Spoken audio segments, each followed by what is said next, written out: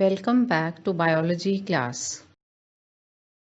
Children, as all of you know that we all depend on plants for our food, as plants are the only ones which can manufacture their food, and they obtain their food by the process of photosynthesis in the presence of sunlight and chlorophyll by taking in minerals and water from the soil and carbon dioxide from the air. The end products of this process are glucose or sugar and oxygen. Students, do you wonder how the water and minerals which are absorbed by the roots are taken to the leaves for the process of photosynthesis, and how the food prepared by the leaves reach all parts of the plant? This is all done by the process of transportation. Transportation is a process in which a substance absorbed or produced in one part is taken to other parts. And this transportation is done mainly by two types of conduction processes. One that carries water and minerals from roots to other parts by special conducting tissues called xylem. And the other one that carries food prepared in leaves to other parts by the special conducting tissues called phloem. So children, in this chapter, now we will discuss transport process in plants in detail. As all of you know that plants can absorb water through their entire surface. However, since water is mainly available in the soil, a well-developed root system is present to absorb water. This root system performs many important functions like the roots anchor, hold, or fix the plant in the soil. Support. Water is drawn up the plant. This column of water supports the plant.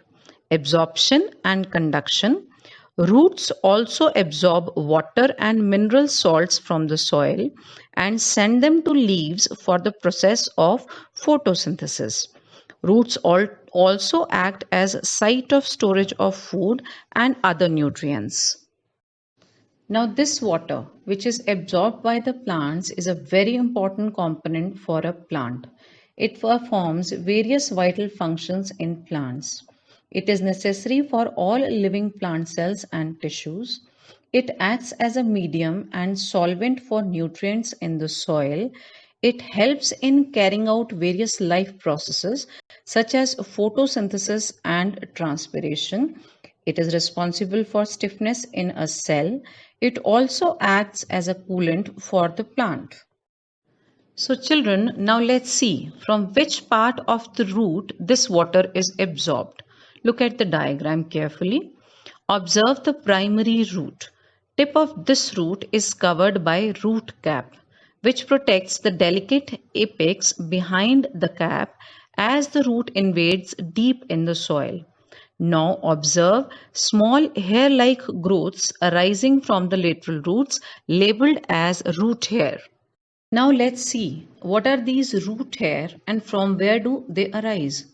Roots are covered by a single-celled layer called epidermis.